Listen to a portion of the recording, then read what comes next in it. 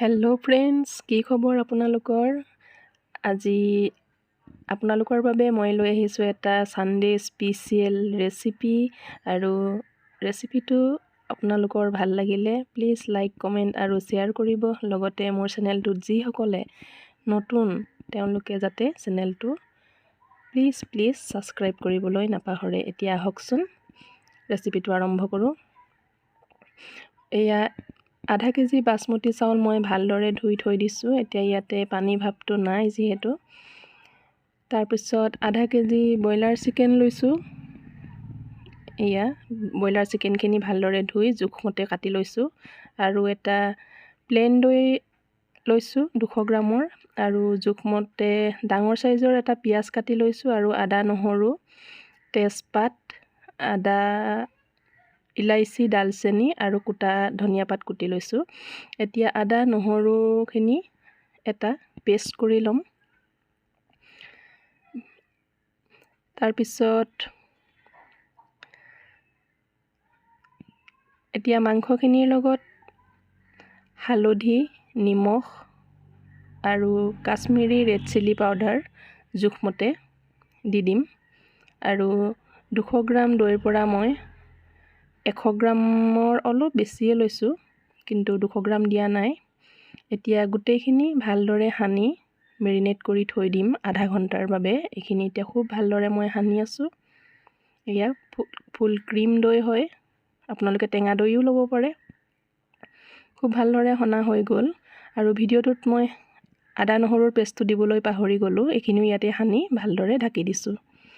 এতিয়া চাউলখিনি বইল কৰি ল'বলৈ মই উতলা পানীখিনি দি দিছোঁ 3টা ইলাইচি আৰু ডালচেনি 2 টুকুৰা।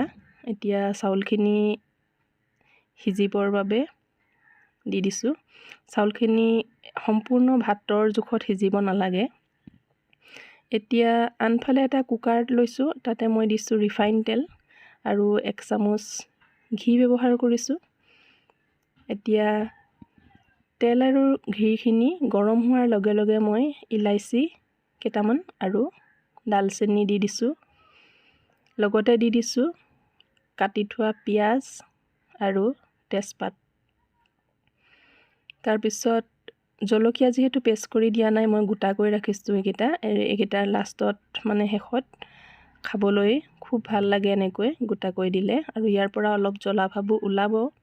এতিয়া গোটেইখিনি ভালদৰে পিঁয়াজখিনি ৰঙা হোৱালৈকে ভাজিব লাগিব। আৰু পিঁয়াজৰ বা ইয়াৰখিনি ভালদৰে কালাৰ হ'বৰ বাবে মই আধা চামুচ চেনি ব্যৱহাৰ কৰিছোঁ। এইটো আপোনালোকে ব্যৱহাৰ কৰিবও পাৰে, নহ'লে স্কিপ কৰিবও পাৰে। এতিয়া এইখিনি ফুল ফ্লেমত, গেছৰ ফ্লেমটো ফুল কৰি মই ৰঙা হোৱালৈকে ভাজি ল'লোঁ। এয়া ভজা হৈ গৈছে, খুব ধুনীয়া সুগন্ধি ওলাই আছে, একেবাৰে খাওঁ খাওঁ লাগিলেই। আপোনালোকেও এনেকৈয়ে ৰান্ধি খাব ঘৰত, খুব টেষ্টি ৰেচিপি হয় এইটো। এতিয়া মেৰিনেট কৰি থোৱা চিকেনখিনি দি দিলোঁ।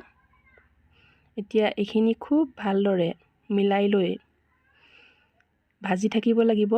গেছৰ ফ্লেমটো ফুল কৰি খুব ভালদৰে এনেকৈয়ে ভাজি থাকিব। এয়া ফ্ৰেণ্ডছ, আপোনালোকেও এনেকৈ ৰেচিপিটো ঘৰত বনাই খাব। এটা ইজি আৰু খুব টেষ্টি ৰেচিপি হয়। ময়ো মাজে মাজে বনাওঁ, আজিও বনালোঁ, সেইবাবে ভাবিলোঁ ভিডিঅ'টো আপোনালোকৰ মাজত শ্বেয়াৰ কৰোঁ। সেয়েহে ক'লোঁ ভিডিঅ'টো স্কিপ নকৰাকৈ শেষলৈকে চাই থাকিব মাজে মাজে, আৰু মই কি ব্যৱহাৰ কৰোঁ। এয়া দেখিছেনে, একেবাৰে তেল এৰি দিছে, দৈ একেবাৰে ক্ৰিমি হৈ গৈছে, একেবাৰে মানে দেখিয়ে খাওঁ খাওঁ লাগিছে। আৰু সঁচাকৈ খুব এটা সুস্বাদু আৰু টেষ্টি ৰেচিপি হয়। এতিয়া মই ইয়াতে দি দিছোঁ চিকেন বিৰিয়ানী মছলা এচামুচ, আইচক্ৰীমৰ চামুচেৰে, খুব বেছি নহয়। এতিয়া এই মছলাখিনি দি খুব ভালদৰে আকৌ এনেকৈ ভাজি থাকিম।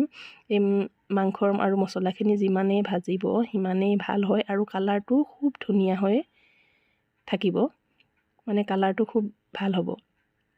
সেইবাবে ভাজি থাকিব। মাংসখিনিও প্ৰায় তেলখিনি এৰি দিব লাগিব।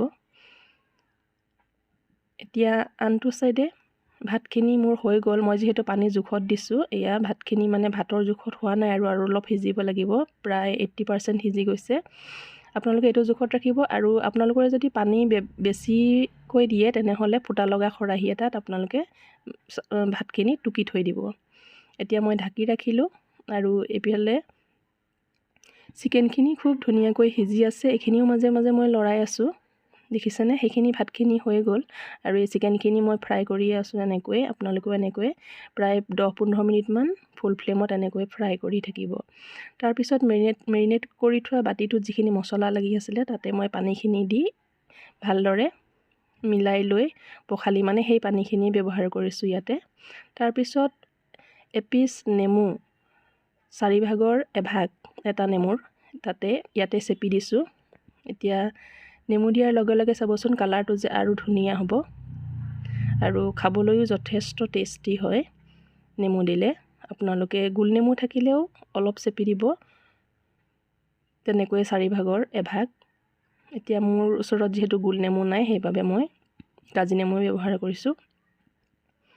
ইয়াত দেখিছেনে উতলিবলৈ আৰম্ভ কৰিলে। এতিয়া এইখিনি ভালদৰে 2টা চিটি অহালৈকে ঢাকি দিলোঁ। এয়া 2টা চিটি পৰিল।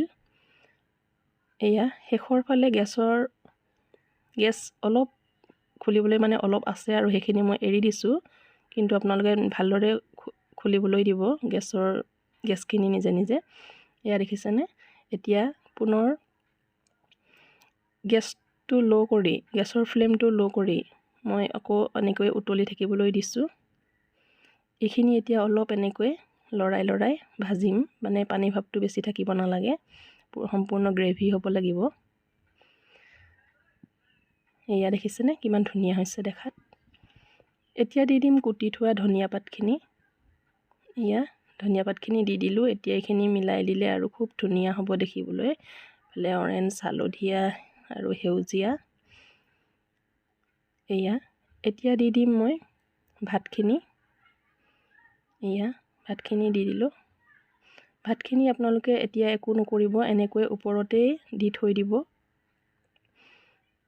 আৰু যদি অলপ লদা বন্ধা যেন হয় হেতাখনেৰে লাহে লাহে ভাঙি দিব। খুব বেছি লৰচৰ নকৰিব, যিহেতু বাসমতি ৰাইচ হয়, চাউলখিনি ভাঙি যাব। এয়া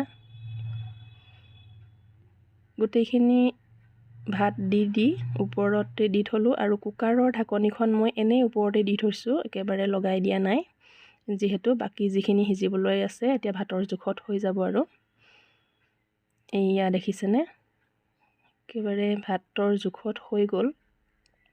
এতিয়া কুকাৰৰ তলৰ ফালে চাইছোঁ, দেখিছেনে পানী ভাৱটো নাই, একেবাৰে মছলাখিনি শুকাই গ'ল আৰু সেইবাবে ভাতখিনি খুব ধুনীয়াকৈ সিজি গ'ল। ফ্ৰেণ্ডছ, ৰেচিপিটো আপোনালোকৰ সৈতে মই শ্বেয়াৰ কৰিলোঁ। এতিয়া যদিহে ভাল লাগে আপোনালোকে প্লিজ লাইক, কমেণ্ট আৰু শ্বেয়াৰ কৰিবলৈ নাপাহৰিব। এতিয়া এনেকৈ লাহে লাহে তলৰ পৰা ভালদৰে মিলাব নালাগে আৰু এনেকৈ থাকিলেই হ'ল।